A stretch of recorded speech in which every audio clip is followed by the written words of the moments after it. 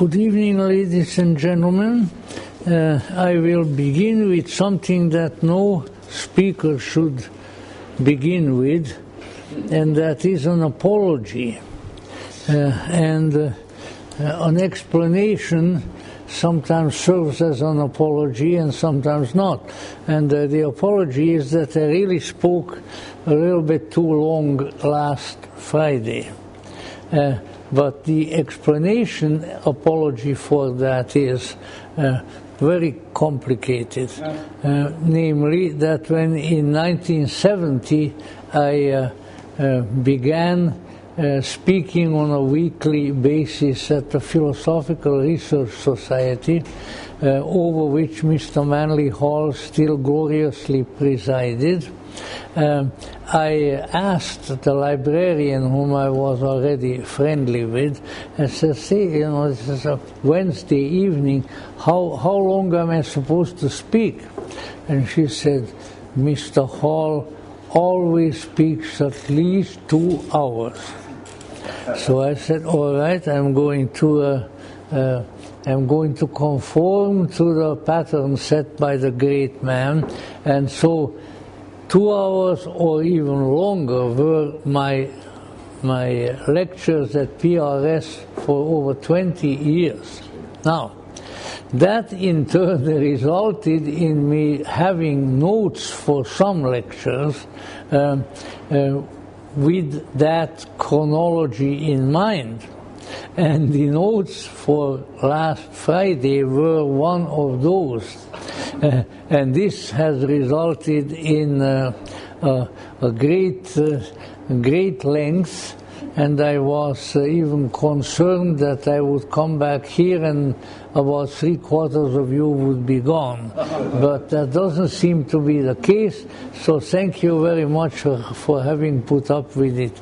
And we shall continue. Among the announcements, or the primary announcement, is that our flyer for the coming month of March is available in this curious tannish color over there.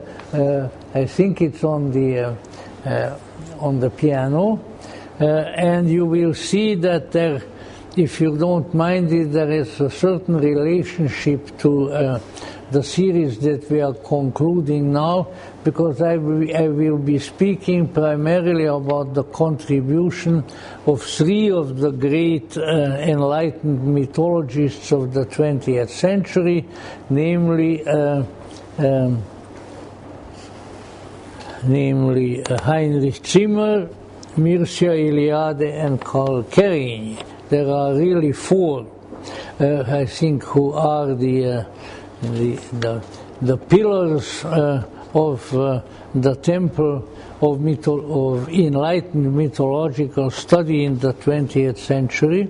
But the 4th one we shall speak about tonight, namely our own Joseph Campbell.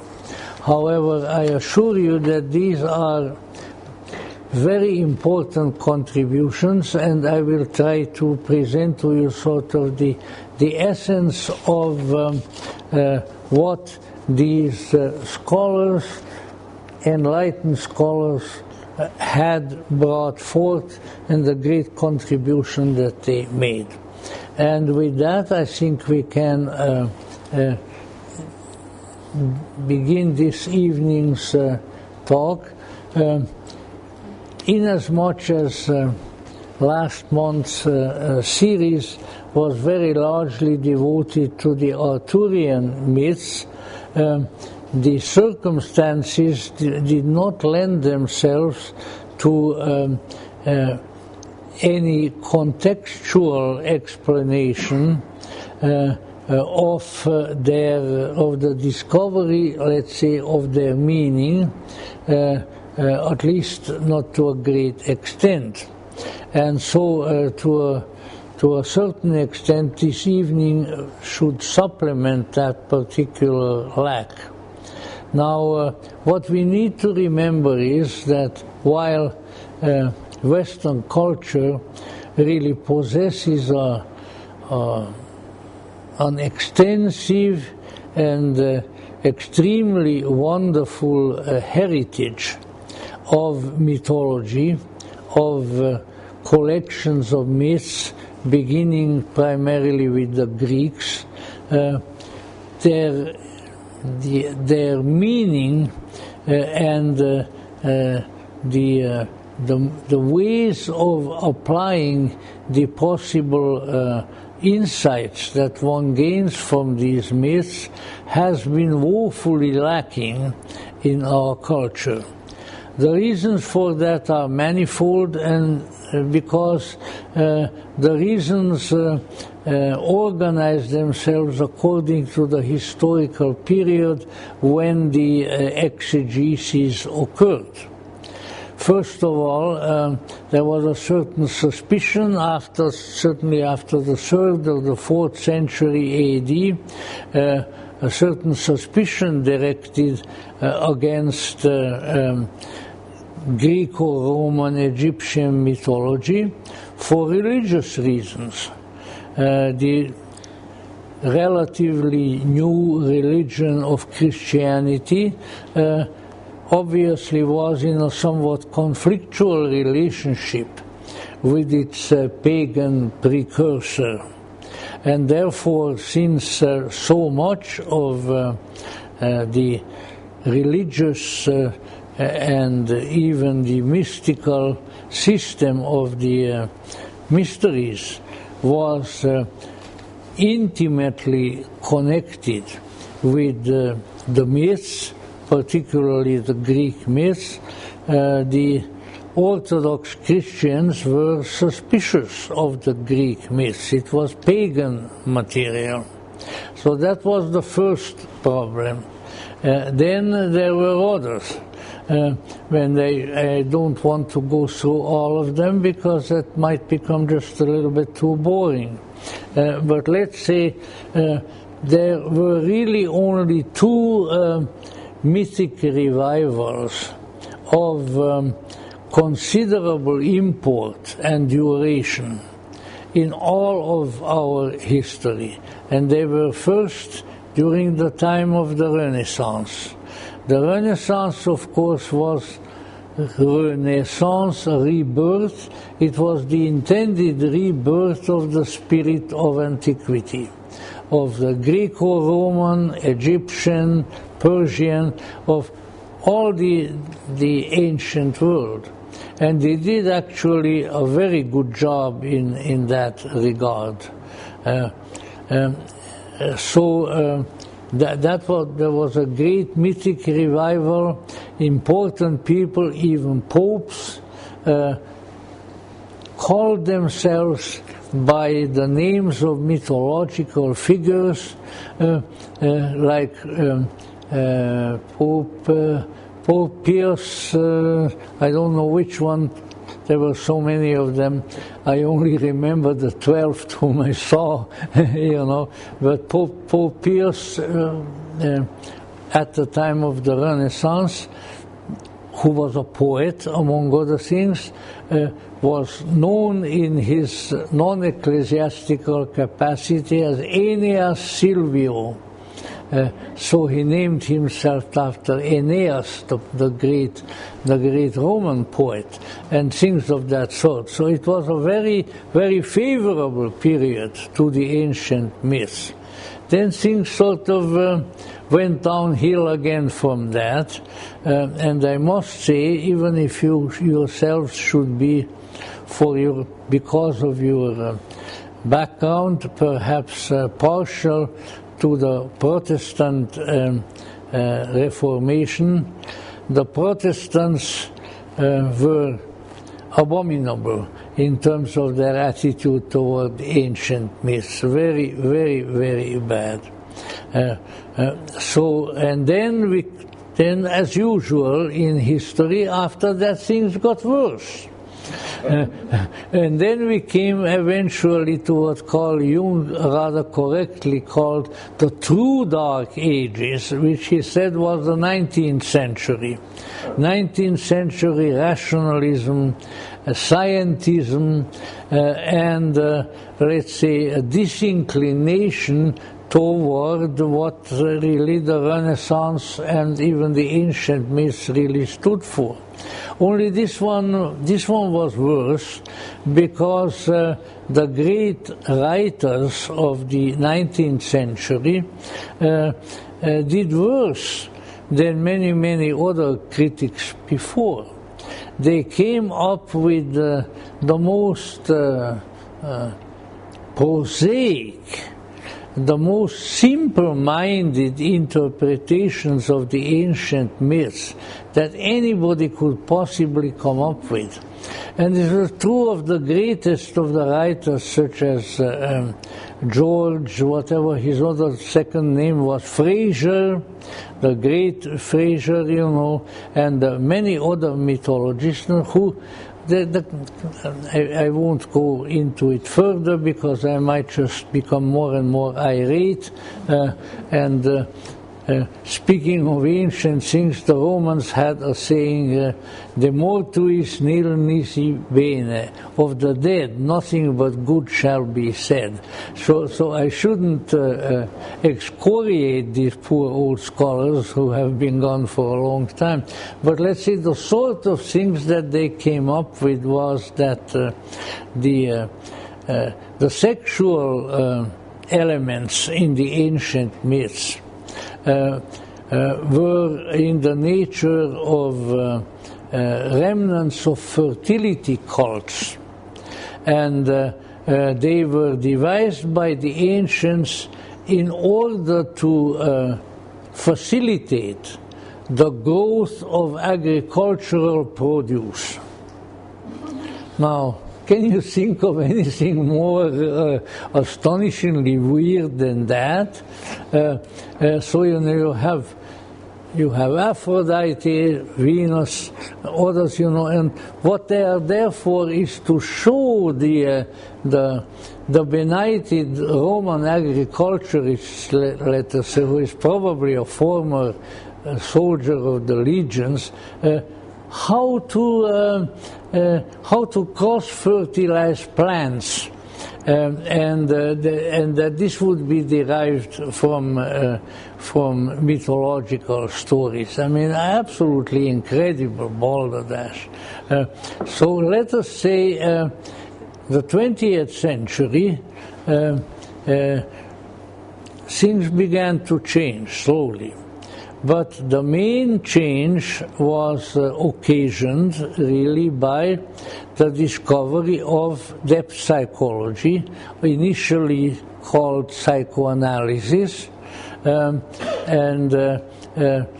because beginning with the very founder of psychoanalysis, the Austrian cigar-smoking Dr. Sigmund Freud,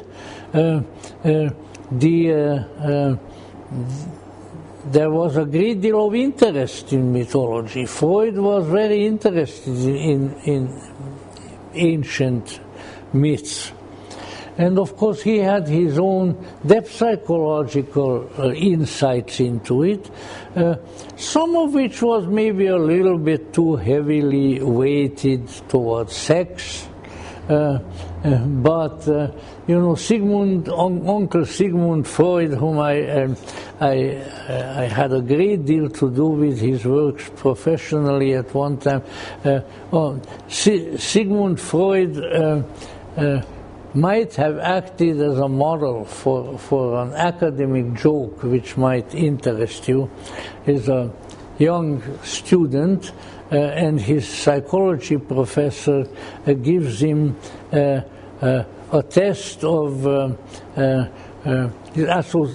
association test of images and of words. And the young man, everything that he shows, that the professor shows him, as professor said, "What does this remind you of?" He says, "Reminds me of sex." Next one, "Reminds me of sex." Third one, "Reminds me of sex." So the professor got a little bit put out with this, and he said, "Come on, how come?" "Well, Doc, it isn't so much that these things remind me, but everything reminds me of sex." Well, youthful enthusiasm, shall we say, would be the reason for it. Well, in a sense, Sigmund Freud was a little bit that way, only in a much more scholarly manner. Everything reminded him of sex.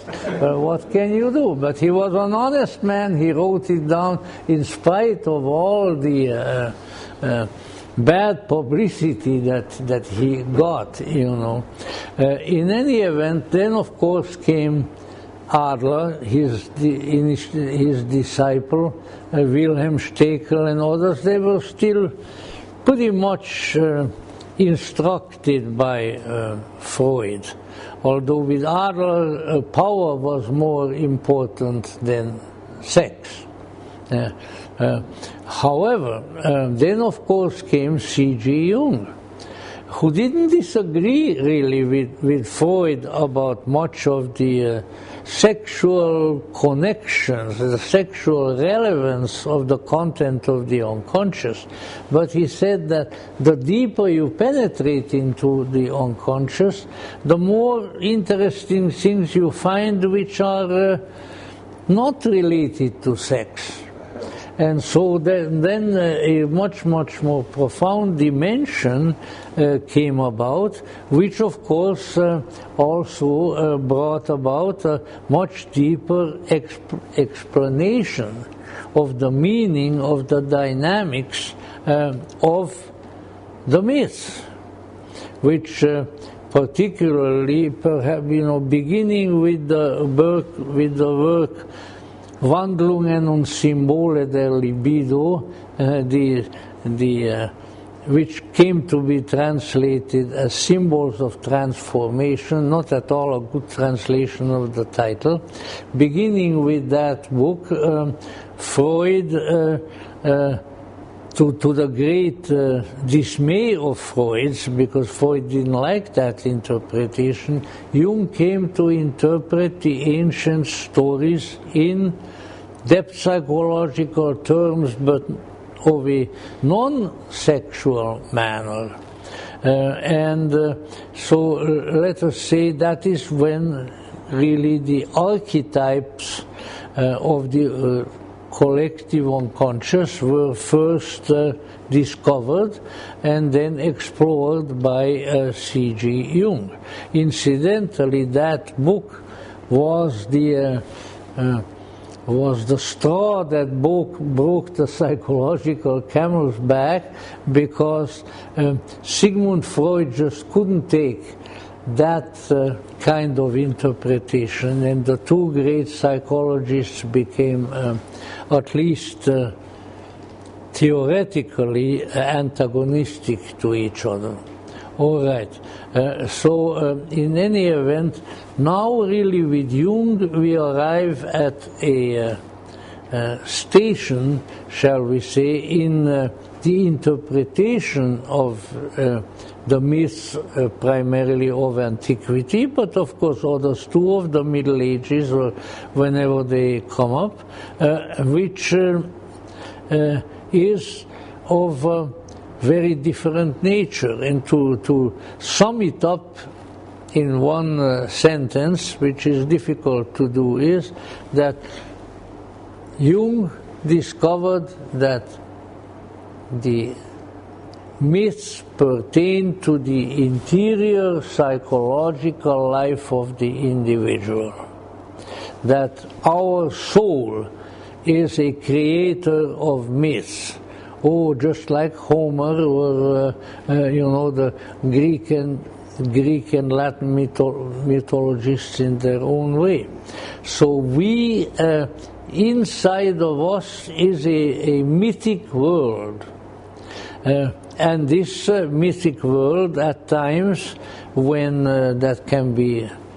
that is feasible, then expresses itself in poetry, in drama, in various forms of literature, in art, because it comes forth from the psyche, from the deeper psyche of the individual. This discovery, shall we say, was then how shall I put it, was then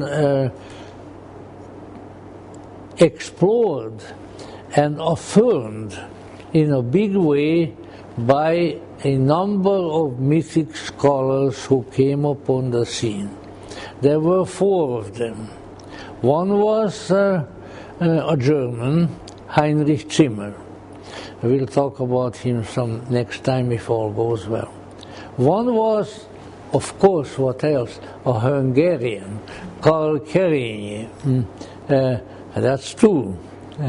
The 3rd one was Mircea Eliade, a Romanian, although he did most of his scholarly work in America at the University of Chicago, and the one remaining one was a complete American from head to toe, and then some, Joseph Campbell. So these 4 were the ones who carried the flame, shall we say, lit by Carl Jung, into the study of mythology, but more than that, into the ability of people to translate mythologems into their own interior experience, and to see the relationship, as I noted before, between their own internal experience and the myths. And so that created an entirely new school of mythology, which I think was of immense benefit to people, because it extends into art, into literature, into poetry, religion, philosophy, all of these fields. Why? Because all of these involve in a powerful way the activities of the human psyche. Where do you think these things come from? You know, they don't come from, outer space, they come from inner space. That really created a wonderful thing. Now, did it last? Well, it lasted with people like us, otherwise you wouldn't be here this evening. It lasted with people like myself. But the universities and so, no, I am so disgusted with much of our current academia that it's distasteful for me to try to explore even what they say. It just looks to me like what was the name of that book of something of the? Is it the Assembly of Dunces? It's that sort of thing. It's what in German we call Dummheit. But so let's say they moved away from this very, very promising way of understanding the myth. But of course the public, or much of the public, does not follow really their dictates. And so we find, as indeed Joseph Campbell pointed out in his most popular public program ever, on his interviews on television, pointed out that we create myths now, and we create them because we've got them within us, and therefore we are the creators of myths in our age as much as Homer or the Greek mythologists and others, and that indeed this is something that goes on, and that when, for instance, a newer mythology is created in a motion picture saga, which is what he was talking about that time, people go for it. People are excited by it. People are excited by it not just because it is an unusual story, but because the story has a mythic quality, and that in turn resonates within them and in their own mythopoeic powers and in their attraction to this sort of thing. So I would say in the 20th century school of mythology, as represented by these four gentlemen and as inspired by C.G. Jung, I think is never going to go away. No matter what the professors may be doing in their ivory tower or anywhere else, this is a very, very important approach to this subject. Now, with that, we'll jump to our own American mythologist, and absolutely exciting and marvelous gentleman that he was, Joseph Campbell. A tiny bit of biography about him. You can find much more extensive ones in many places. He was American, of an American-Irish family. He grew up in the eastern part of the United States. He grew up in an Irish Catholic family that was very religious. He was an altar boy when he was a kid, you know. But he had one big disagreement as he grew up with the Catholic Church, which he never abandoned, with the Roman Catholic Church, of course. And what was that? It was that the Catholic exegetes were mostly priests. You know, it's interesting how different churches handle this thing. This really has no direct relevance to it at all. But you know, the majority of Roman Catholic theologians are priests. The majority of Eastern Orthodox theologians are laypersons. Because the Orthodox Church, Russian, Ukrainian, you know, all the others, Greek, and so forth, say, a priest should priest. A professor should teach. That's it, you know. That they don't like to see those things mixed. And I think in many respects, judging by the results, they are right, you know. But whatever the case may be, let's say what Campbell couldn't stand already as a young man in the catechism classes and so forth of the Roman Catholic provenance was that they couldn't recognize that the Bible is a myth. And he insisted on that dictum to the end of his days. He says, well, I heard him say that you know, a number of times. So once again, of course, the reason for that, which he knew very well, was that there had, in a fairly early history of the Christian Church, a kind of shifting of gears occurred. And this was fateful. And the shifting of gears was that instead of mythic and poetic inspiration, which the sacred scriptures, not only of Christendom, but of a heck of a lot of other religions contain, that this was changed in terms of its alleged meaning to fact. So, right away, beginning with Jesus Christ, who is, his journey is the hero's journey in a magnified way. I mean, this is the spiritual hero. But no, they had to factualize it. Oh yeah, the important thing is that he really was a Jewish man wandering around in Palestine and making the Jewish establishment angry, which was easy to do, you know, and things like that. But let's say the mythic element, which is the inspiring element, which really should be the heart of a religion, was put under the rug.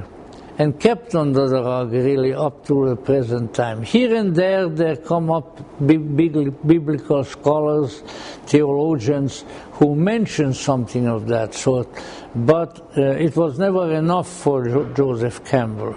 And he continued to proclaim that a religion, in order to be a truly helpful religion, something truly helpful to people, religion has to have its myth. It has to have a mythic foundation, because where does the myth come from? It comes from deeply within us. Where does religion is supposed to address itself? To our inner nature. But all of this has been, as it usually so often happens, been corrupted by the advocates of the religion itself. And so Joseph Campbell, the Irish boy, was no longer satisfied with the Roman Catholic Church.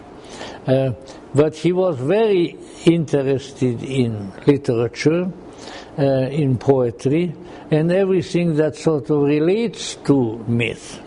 And so he was, when a young man, finishing his university training, he wrote Columbia University, he wrote a doctor's thesis, which was a sort of mythic, spiritualized interpretation of the great novel Finnegan's Wake. So what happened? The snooty professors at Columbia University did not accept his doctor's thesis. They rejected it. No Finnegan's Wake for them. So that made Joseph Campbell pretty angry. And he said, all right, you don't want my stuff, you don't have to get it. And meanwhile, he was a man of many talents, a dear man, you know. He played in a jazz band and got paid for it. You know, it was before the rock and roll era. So he saved his pennies from his activities in the band. When he had enough money, he said, I am going over to Europe and see what I can find there. And this is before, it's between the two wars, between World War I and World War II, but still quite a ways from World War II. So he got on a boat, which is the way people traveled in those days, you know. I still came to the United States in 1952 on a boat. And I had quite a bit of fun, except for the fact that it was in the middle of winter in the North Atlantic, which is stormy like all heck get out, and shall we say it's a little hard on your stomach, you know, a little hard. But anyway, so they were on a boat. Well, on the boat were some other interesting people, as he told it. One of them was the young, still quite young Mr. Jiddu Krishnamurti of theosophical fame. And of course Mr. Campbell himself, a Jesuit father who was a kind of a maverick and all of that, Father Leonard Feeney from Boston, some of you may know who that is, was the other one.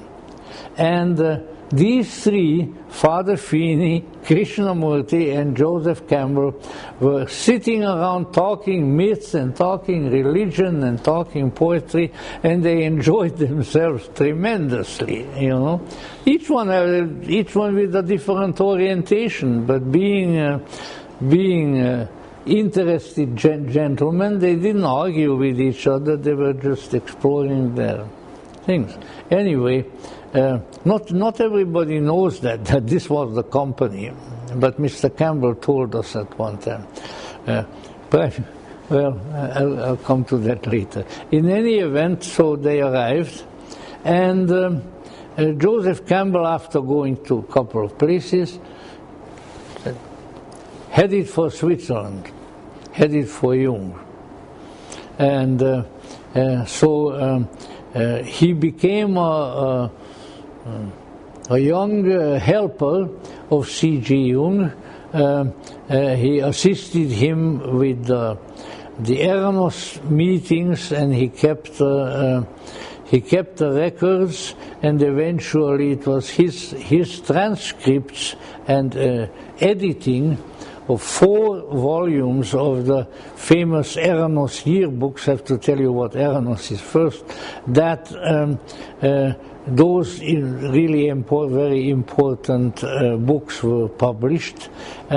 What this was, after a while, Jung decided in the summertime to have a sort of a convocation of people who were important to him and to depth psychology. And these convocations were held on the shore of the Lago Maggiore in the Italian part of Switzerland. All you have to do is just cross the lake and you are in Italy, and Jung would invite outstanding people from various fields to come to that, and they presented their lectures, and they also had a grand old time. Interestingly enough, these were held in a building called the Villa Eranos, which was owned by a rich old lady, not so old then at that time, who was a sort of theosophist. I think she was originally a disciple of Alice Bailey, whom we theosophists don't like to acknowledge, but in any event, big beautiful place, it's still there, and the Jungians still have a connection with it. And just to tell you, and it's really top scholars, important people in the field were there, but they also had a lot of fun.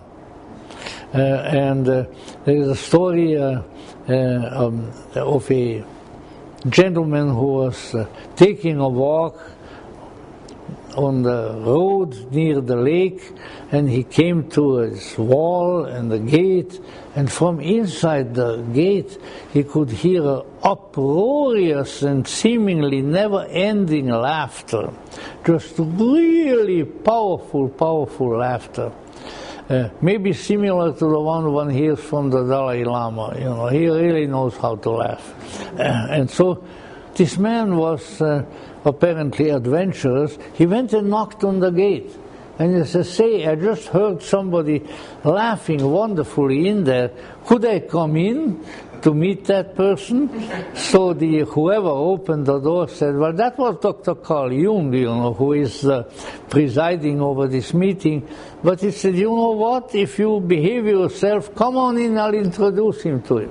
So you came in, and there was Jung in his white summer jacket, with a long Brazilian cigar sticking out of his mouth and laughing like nobody's business.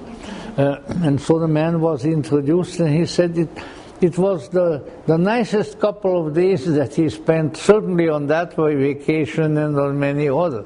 So, these were the great Eranos meetings, and Joseph Campbell got into them, quite early, and then he met on his European tour, and he went over to Europe later on too. He met a number of interesting people, one of whom was the German scholar Heinrich Zimmer, who was known as an Indologist, a student of Indian culture, and really one of his early big books, which is available in English, is called Philosophies of India, although it's mostly Puranic philosophy, because he was already very interested in mythology also.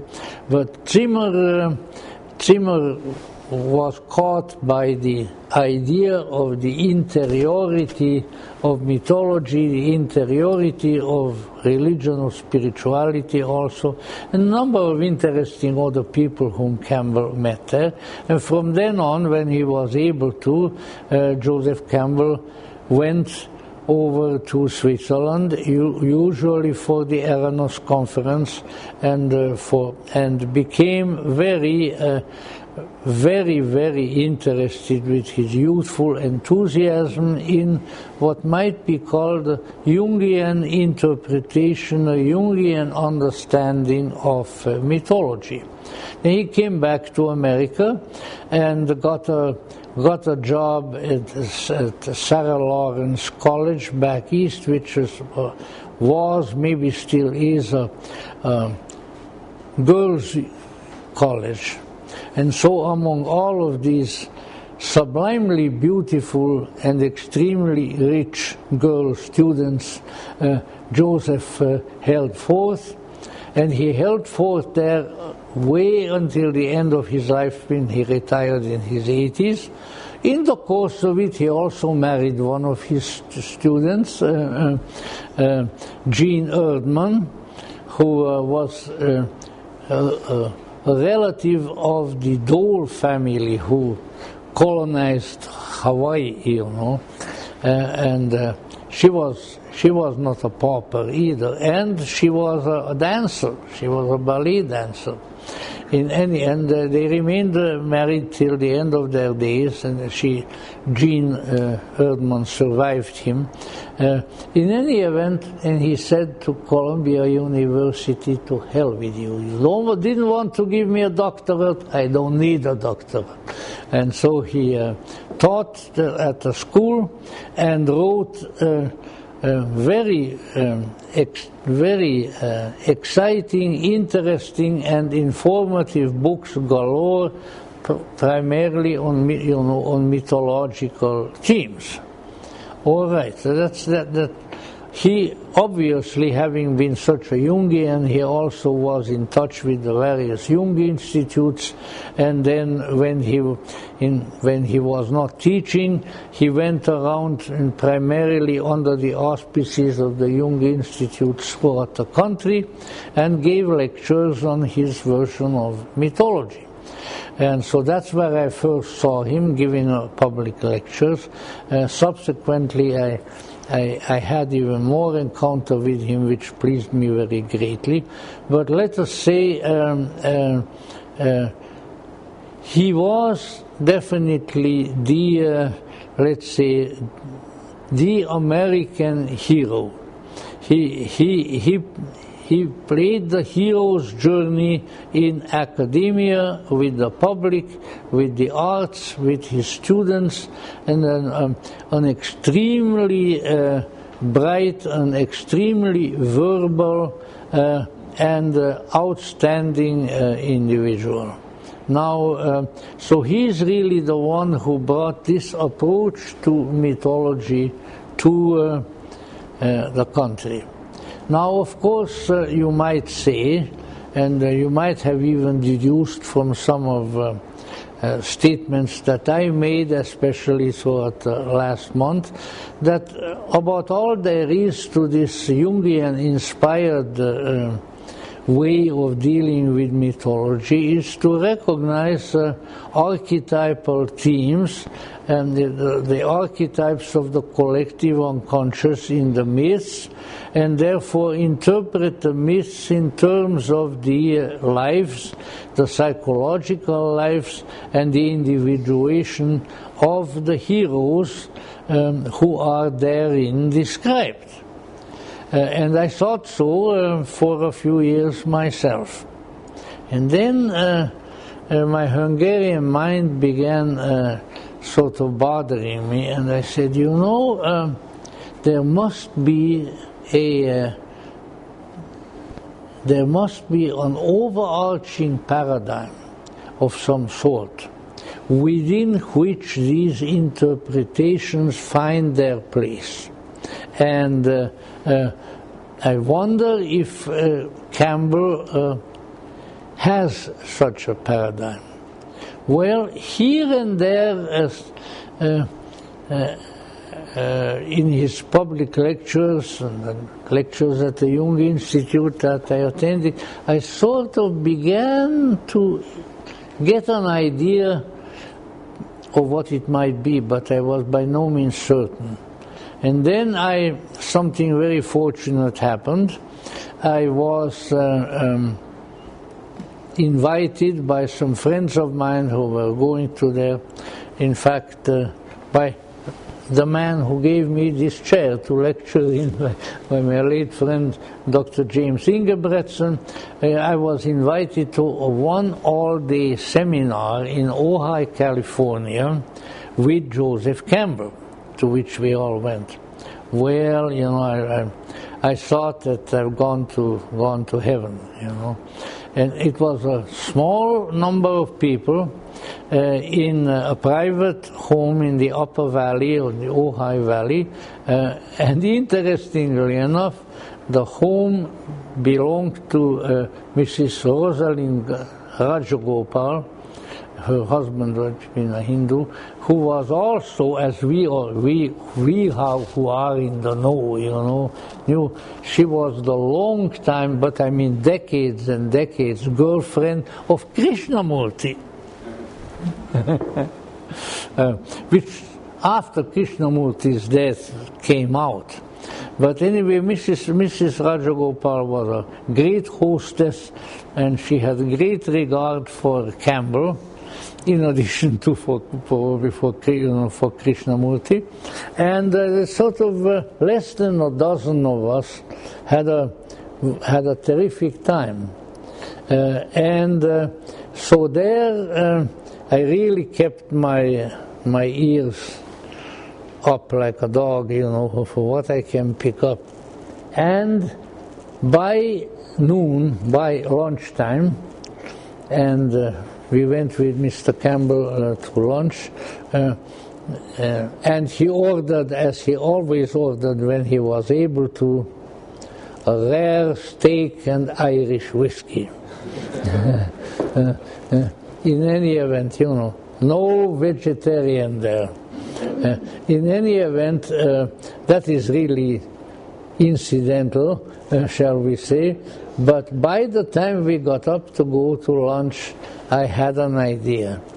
And by the time we were finished in the evening, I felt that the idea was really justified. Joseph Campbell had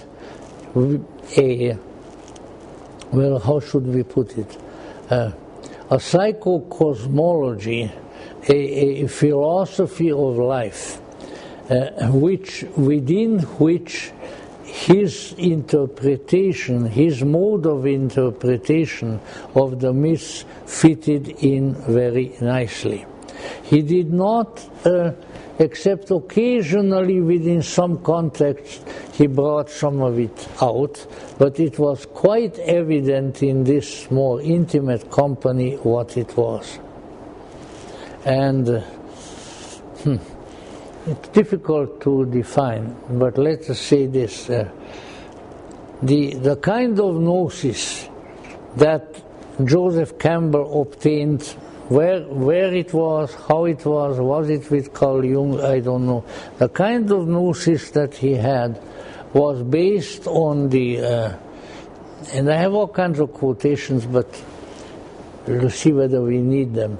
It was based on the proposition that somehow, somewhere out of time and out of mind, in the way universal being came to express itself, what Christians would call creation, but maybe even before. Somewhere at that point, the two polarities divided. And that this polarity, which often is expressed as the masculine and the feminine, but also has very other names, runs through all of reality from the ultimate source of being, which is unitary. It is one, but which had come to manifest in the two all the way to our own level, even all the way to the animal kingdom. And that there is a constant endeavor that at the psychic, at the psychological level, deep psychological level, archetypal level, that all beings practice and participate in. And what is that? It is to somehow bring the two together. So there is a division in reality which tries to rectify itself and which can be rectified in the human psyche. The two can come together. The way I came to that conclusion finally, and I felt that Mr. Campbell more or less verified it, was by the fact that I knew already from his lectures, but it really became tremendously clear in this seminar, that he was extremely fond of the troubadours of the Middle Ages. And why was that? Well, I think that my idea was right and that I discovered because the center of the troubadour myth, let's say the way that the troubadour seeks salvation for himself, is through what? Through love. Love. And the troubadours had, the troubadours, many of the troubadours, especially in old age, when probably love took different form, became Cathars, but not all of them. But let us say the troubadours had their own mythos about their teachings and their practices, and one of them was that there was a magic tree somewhere in the Languedoc, not very far from Toulouse, and to this magic tree came a bird, a falcon or an eagle, and it brought a scroll of writing and dropped it. And the first troubadour picked it up, and this scroll was the Troubadour Bible, as they called it. And it was the Troubadour Bible of love.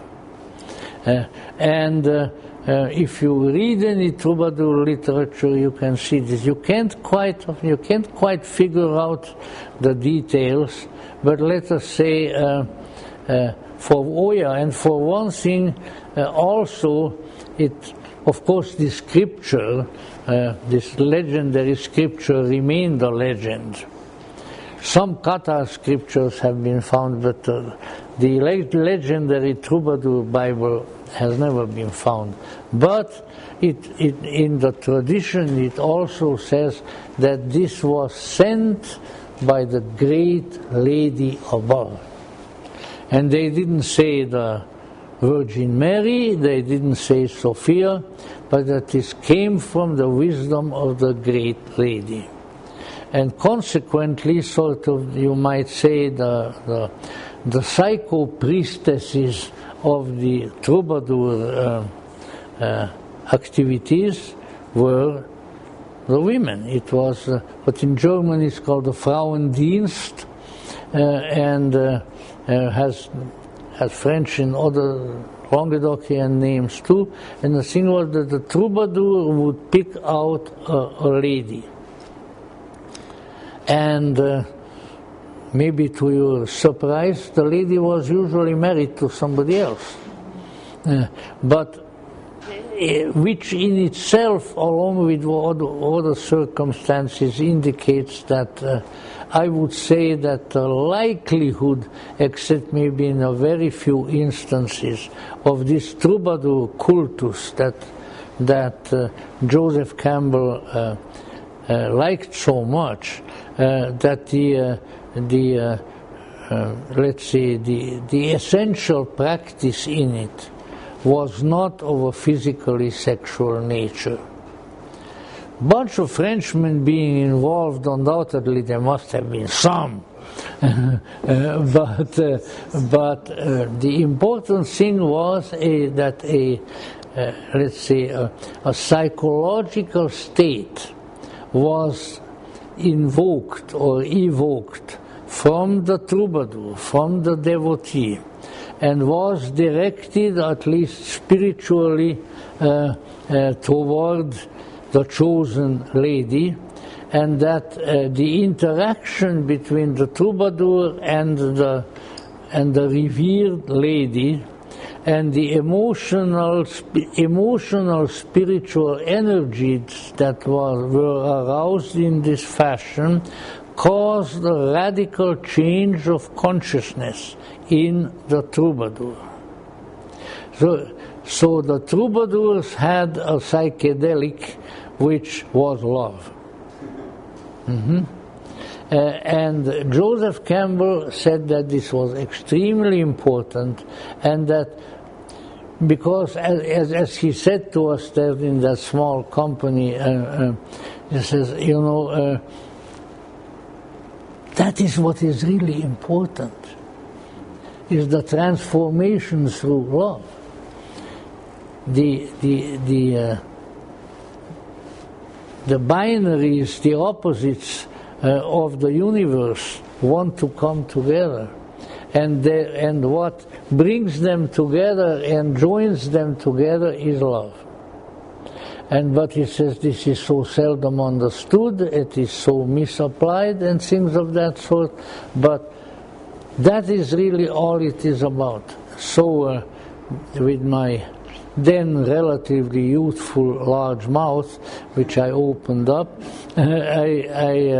I brought up some things to him, and I said, would you say that alchemy is based on the same thing? Absolutely. He says absolutely, because this principle that the two have to get together, and that certain energies are created in that fashion when the masculine, the feminine, the sun and the moon, you know, whatever you want to call it, conjoin, the conjunctio. This is the work of redemption of creation. Well, can't be more clear than that. So I think that I was right to begin with, and certainly many of his statements indicated that. So there is, in his understanding of the myths, and they go clear back to the myths of antiquity, clear back to Persephone and you know, whichever you use, the Latin or the Greek words, or to Venus and all of these.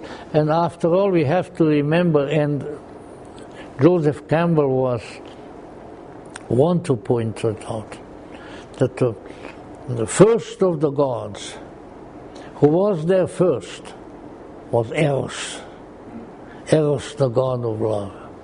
Now we made erotic out of it and eroticism and things like that, because that's well, shall we say, that's the lower rungs of the love situation. But the issue is really the energies have to be roused for the two in the psyche, the two in heaven, to get together. And that these people found that particular method of proceeding. But Joseph Campbell, of course, with his studies of the mythologies and practices of so many different places, so many different people, he found that there are indications of this, not duplicates of the troubadour mythos that point in the same direction. One of his favorites, which is included in this one, Myths to Live By, has a chapter on the myths of love, which is very, very important. But the one that I'm referring to now is that I think there are at least two. It's a Sufi interpretation of Quranic biblical lore, and that is that in Islam, the Prophet has also written down that yes, there is an evil spirit, and it's in Arabic it's called Iblis, but the word Lucifer is also used, and that Lucifer had resisted and stood up to and contradicted Allah, and then Allah cast him out of heaven. So it's somewhat like the Hebrew and the Christian myth. But here is the Sufi interpretation. That the story was that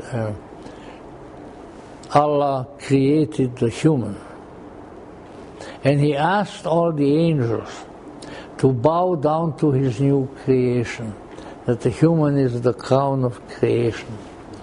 And Lucifer was the one who wouldn't bow down. And so he was cast out of heaven. Poor old Lucifer. But now comes the clincher. So Lucifer has been, shall we say, out of the circuit for a long time, and he was. Let's see, how is it now? He was asked as to what kept him alive, what kept him consciousness, all these aeons separated from God, because he was an important archangel very near to God before. And he said that what kept him alive was the sound of God's voice when He said to me, "Be gone." That Lucifer loved God so much that he wouldn't bow down to anybody less than the God whom he loved, and that the voice of the very one who condemned him kept him alive for aeons. Joseph Campbell was very fond of that story. Obviously, like all myths, this is not to be interpreted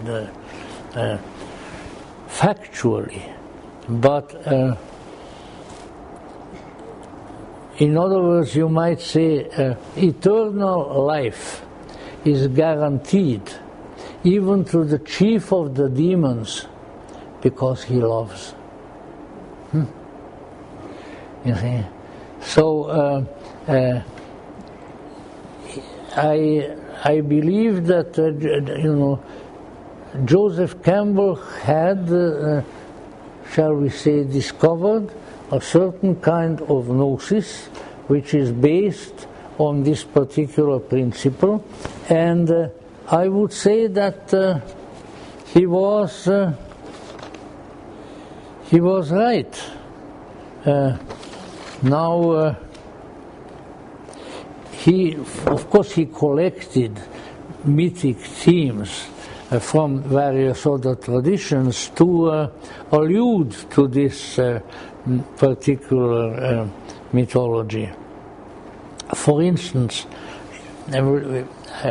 if I'll have the time, I have some others which point in this direction too, but these are maybe a little bit more direct.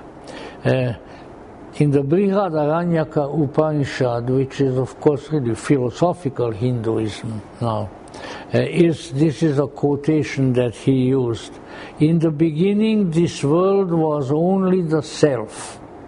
Now, I would like to see what he is translating there. Is it Atman that he translates as self? But anyway, not to worry about it. So, this world was only the self. In the shape of a person. He looked around. He saw nothing there but himself. Well, if that's all there was, then he couldn't see anything else.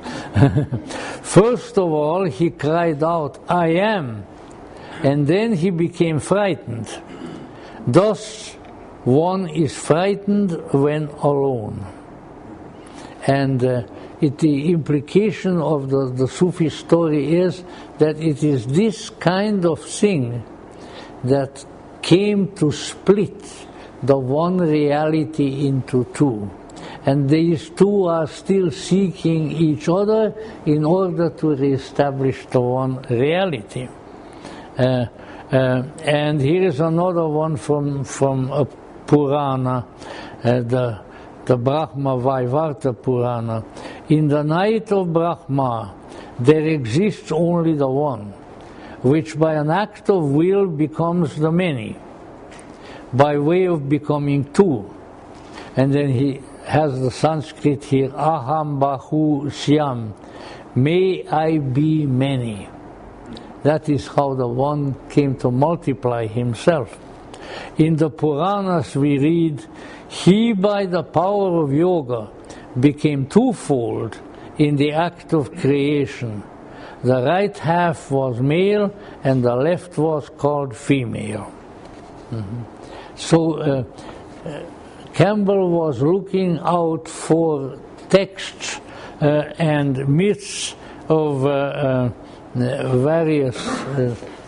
in various traditions, Hindu, Sufi, otherwise, but he said in our Western culture he felt that this came most powerfully to the fore in the lore and the practice of the troubadours.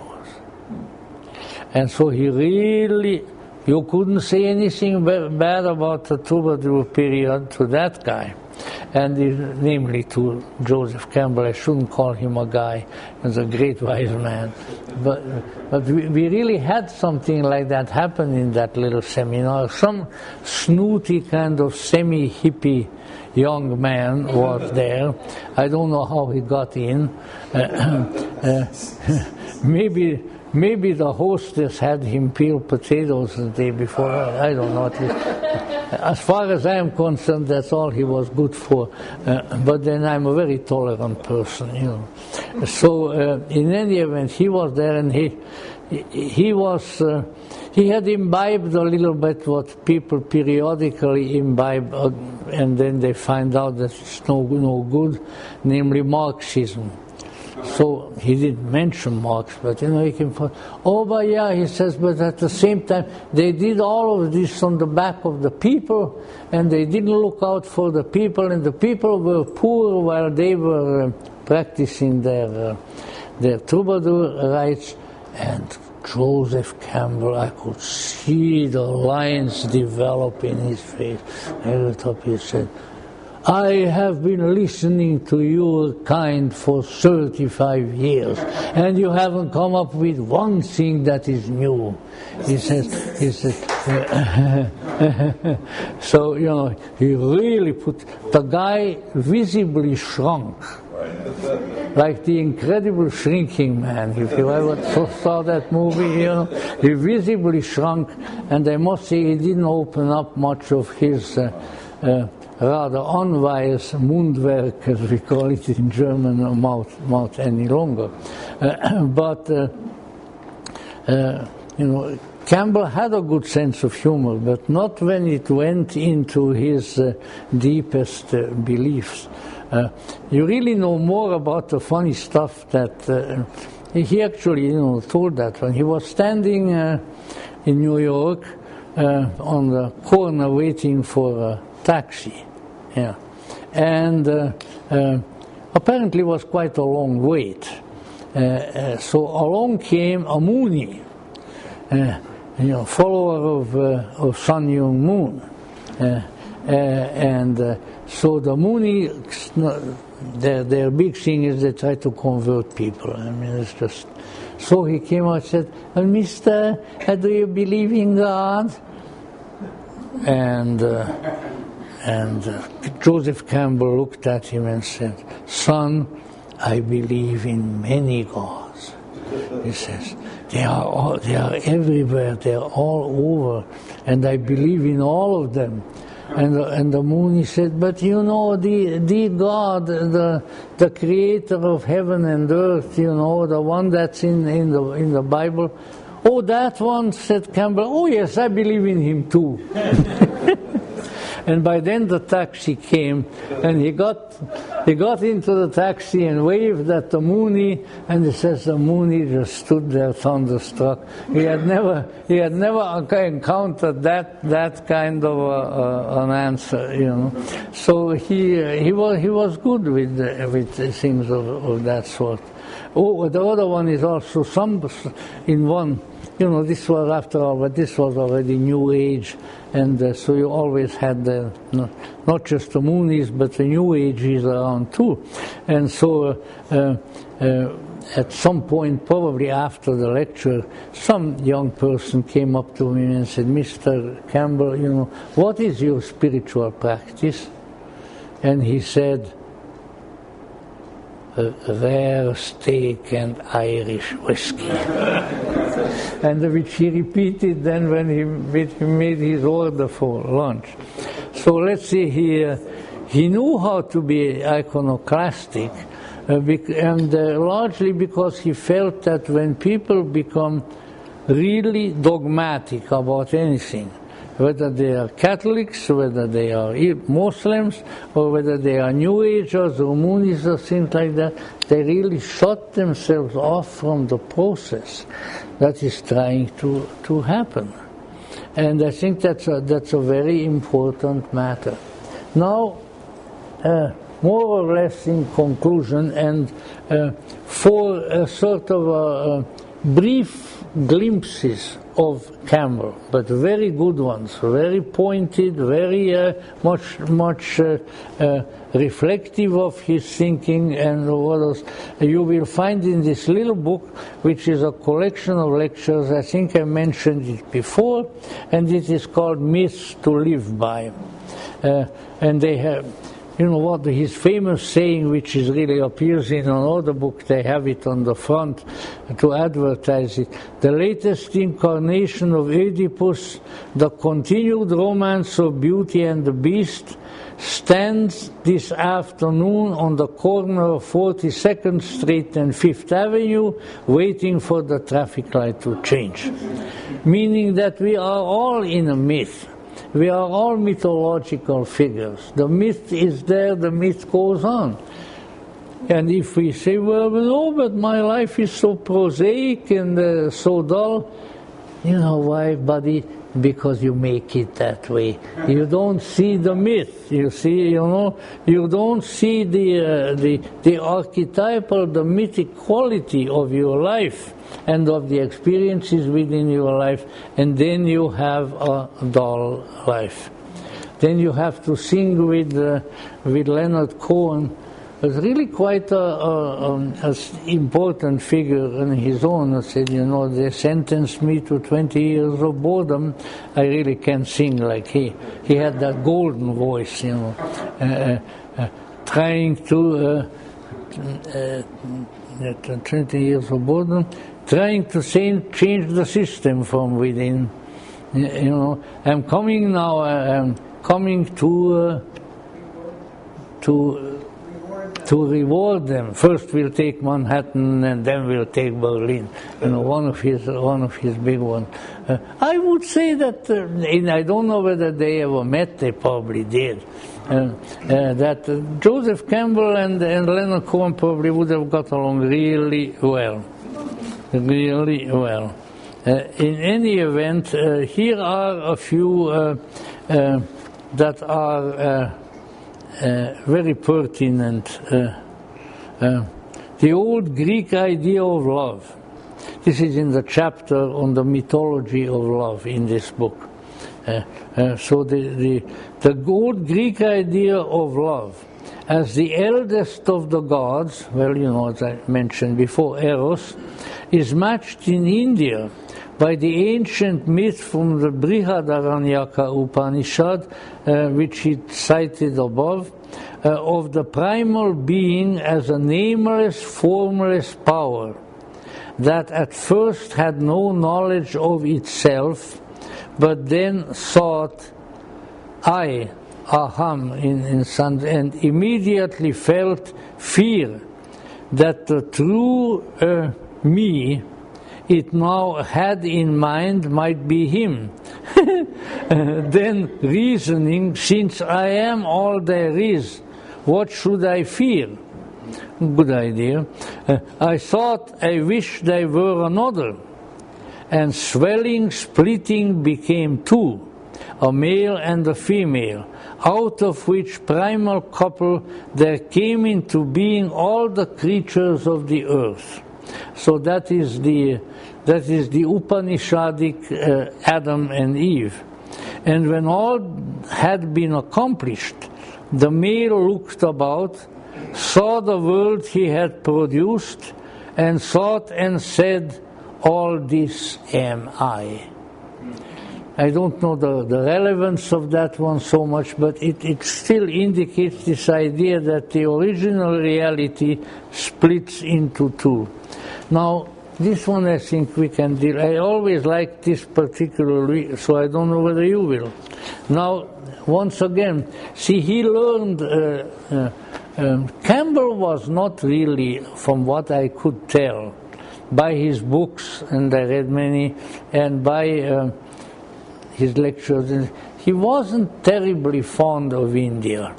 He wasn't against it, but he was not on, but his friend, his teacher, his master, Heinrich Zimmer, was an Indologist.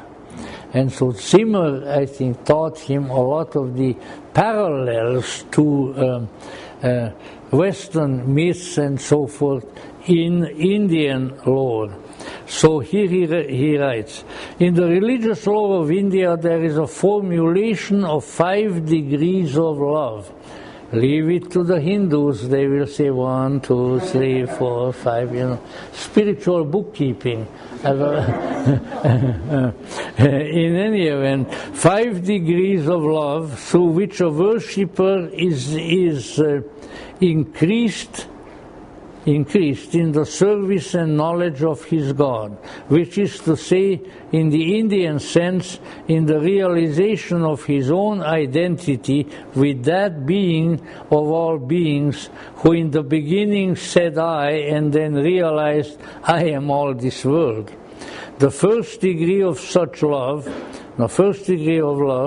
is of servant to master. O Lord, you are my master, I am thy servant. Command and I shall obey. This, according to the Indian teaching, is the appropriate spiritual attitude for most worshippers of divinities, no matter where in the world. That is how you should approach the divine. Well, okay. The second order of love, then, is that of friend to friend, which in the Christian tradition is typified in the relationship of Jesus and his apostles. After all, he tells them, you are my friends. And the real friend is the one who will give his life for his friends. That's how it really starts. Anyway, he's quite right about that. They were friends, Jesus and his apostles. They could discuss and even argue questions. But such a love implies a deeper readiness of understanding, a higher spiritual development than the first, namely that of the servant. In the Hindu scriptures, it is represented in the great... this is a very old book, and the pages don't turn all that well. In the conversation of the Bhagavad Gita between the Pandava prince Arjuna and his divine charioteer, the Lord Krishna. The next or third, he said they because they are friends. That's all he says about it, And his friends... Krishna can really teach him good, because they understand each other. The next or third degree of love is that of parent for child, which in the Christian world is represented in the image of the Christmas crib. One is here cultivating in one's heart the inward divine child of one's own awakened spiritual life.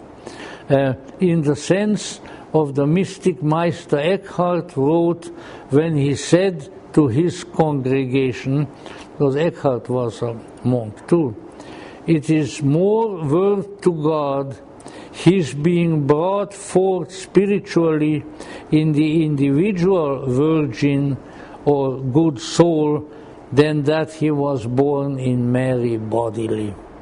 In other words, you have to experience the birth of the divine child inside of you. It's just a sort of confusing thing that Eckhart would say, you know. But it's very true. And again, this is also from Eckhart. God's ultimate purpose is birth.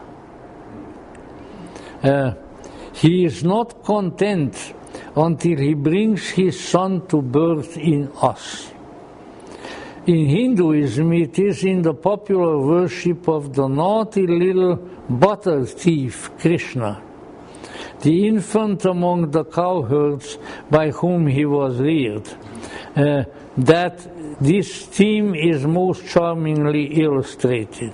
And in the modern period, there is the instance of the troubled woman already mentioned. He mentioned her elsewhere in the book, who came in to the Indian saint and sage Sri Ramakrishna, saying, "O Master, I do not find that I love God."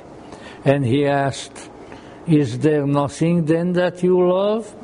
To which she answered, "My little nephew." And he said to her, "There is your love and service to God, in your love and service to that child." So these are all, so the 4 degrees of love is that, the fourth degree of love is that of spouses for each other. The Catholic nun wears the wedding ring of her spiritual marriage in Christ. Well, not in all the orders, but certainly in some, he's right. So too is every marriage in love spiritual. In the words attributed to Jesus, "The two shall be one flesh." For the precious thing then is no longer oneself, one's individual life, but the duad of each as both and the living of life, self-transcended in that knowledge. In India, the wife is to worship her husband, that's her Lord. Oh, heaven's sake, the feminists would get a stroke anyway. Lord, her service to him is the measure of her religion. However, we do not hear there anything like as much of the duties of a husband to his wife. And now finally, what is the 5th? The highest order of love. According to the Indian series, it is passionate, illicit love. Hey, you know, those Hindus, they got something, you know. In marriage, it is declared one is still possessed of reason. Well, I've known a lot of people in marriage who weren't very much possessed of reason, but one still enjoys the goods of this world and one's place in the world, wealth, social position, and the rest. Moreover, marriage in the Orient is a family-made arrangement, having nothing whatsoever to do with what in the West we now think of as love. The seizure of passionate love can be, in such a context, only illicit, breaking in upon the order of one's dutiful life in virtue as a devastating storm. Wow. And the aim of such a love can be only that of the moth in the image of Halaj. This is Al-Halaj, the Sufi martyr and saint, to be annihilated in love's fire. In the legend of the Lord Krishna, the model is given of the passionate yearning of the young incarnate God for the mortal married mistress Radha. Yeah, Krishna and Radha, right. And of her reciprocal yearning for him. To quote once again the mystic Ramakrishna, who in his devotion to the goddess Kali was himself all his life such a lover, when one has loved God in this way, sacrificing all for the vision of his face, O my Lord, one can say, now reveal thyself, and he will have to respond. There is the figure also in India of the Lord Krishna, playing his flute at night in the forest of Vrindavan, at the sound of whose irresistible strains young wives would slip from their husband's bed, and stealing to the moonlit wood, dance the night through with their beautiful young god in transcendent bliss. So when you hear the flute,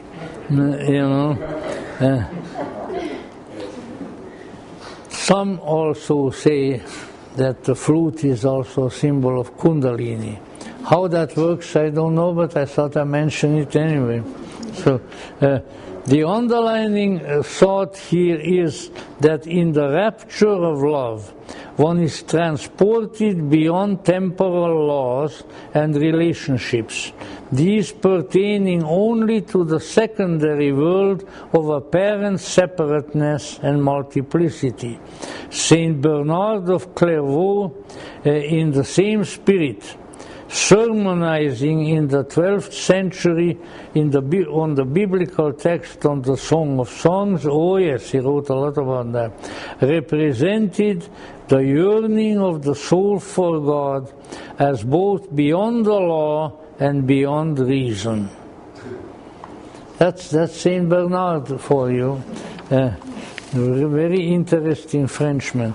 In any event, oh yeah, listen, this is a fabulous man. I went to school with the Cistercian fathers who are his order, and he was something else. You know, he would go in such ecstasies that while in ecstasy he had to go somewhere, so he got on his horse and he rode down a few kilometers or whatever they had at that time, and the peasants stopped him. They said, "Father, Father, stop." And he said, "What is it, my children? You are sitting the wrong way on the horse." He sat with his face to the croup, to the back of the horse, because he didn't know what was going on.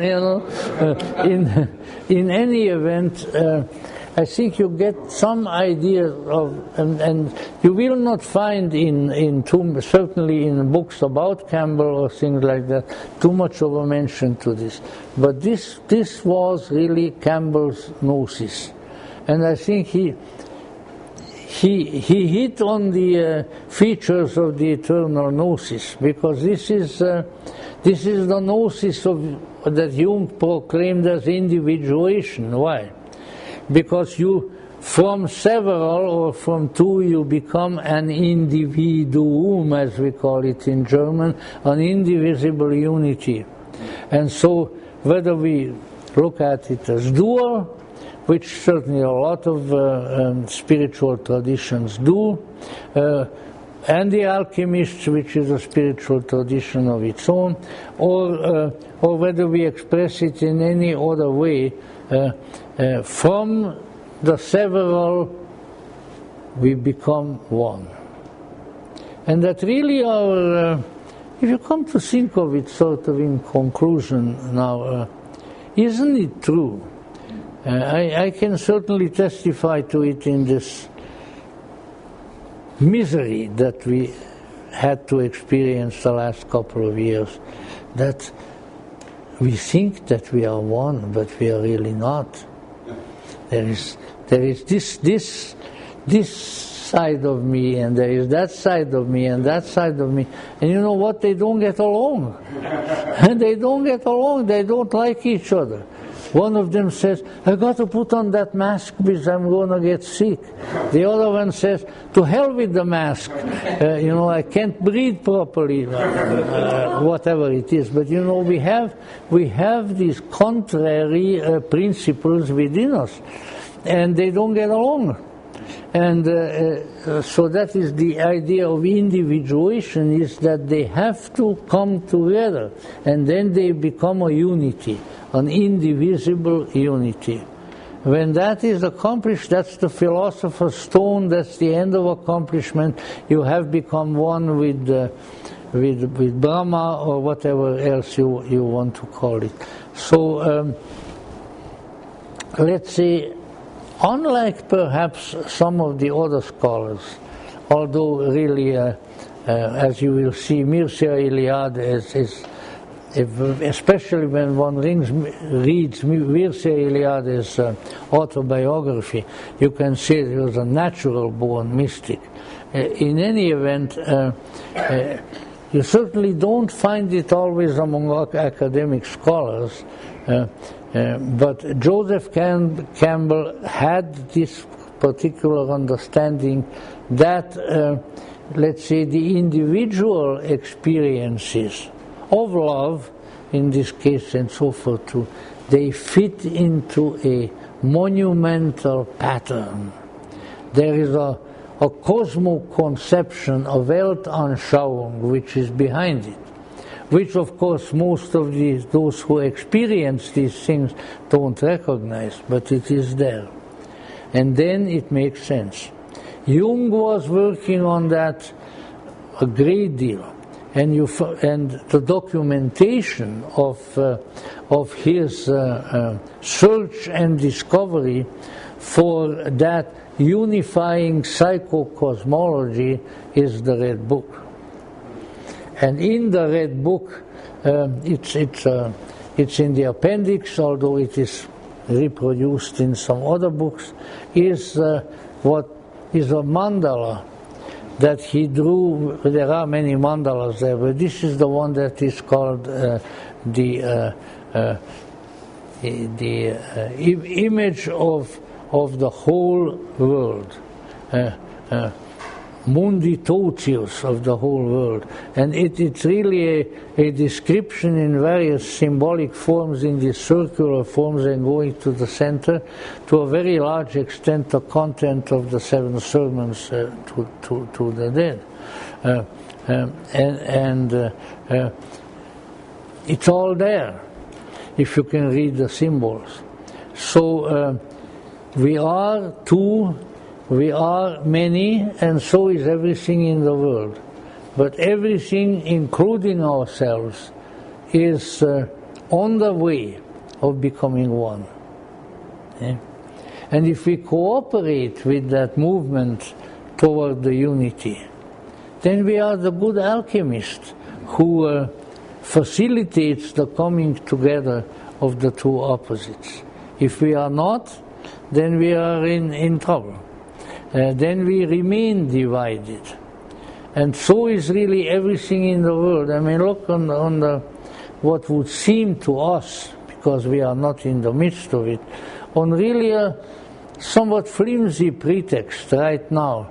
There is a bloody war going on in a certain place. We don't have to mention it, you know. But yet the two have to reconcile. The two have to become one. But they only will become one if they become one inside of us. As long as you think that the opposing nations, classes, races, whatever in the world, are going to become one because they all of a sudden become good boys and girls, well, don't hold your breath. You know, that's not going to happen. It's an individual thing. It has to happen at the individual level. And if it does, it just takes a few individuals to then really accomplish some reconciliation, some reasonableness and things of that sort. But without that, there is only conflict. So it's, I think it's a very interesting insight, which not too many people have come to, that this something, this inbuilt, cohesive force of affection, of love, can be the creator of a real oneness, and one that reunifies the individual not only within himself or herself, but also with the ultimate source. And in his wonderful book, which especially if you are animal lovers, you would love, The Way of the Animal Powers by Joseph Campbell, beautifully illustrated and all that. The Way of the Animal Powers, he indicates that the animal has love also, you see, and the animal's love for his master or caretaker is also an element of this alchemy. And maybe if we think of it in that light, if we reorient ourselves a little bit in this direction, as he has pointed out, maybe we will become the troubadours of this age, or at least appreciate what others along these lines have experienced. And maybe I'll conclude with another little story, very little, very quick. He mentioned Mansur al-Haraj, but the other great Sufi teacher was of course Ibn al-Arabi. Ibn al-Arabi was born in Spain, went to the Holy Land. He was on the Hajj to Mecca, and I think in Damascus, where he's buried, he was invited by a family to stay overnight, a pilgrim, you know. And in the home of the family where he was staying overnight was a beautiful young girl. And don't get salacious. So in the morning she stood in the middle of the room, and Ibn al-Arabi went around. Allah, Allah, Allah, Allah. And when he was finished, they were going to give him something for his pilgrimage. He said, I don't have to go to Mecca. No. He says, I have just walked around the sacred as I would walk around the Kaaba stone if I went there. Meanwhile, thank you for your hospitality. Goodbye.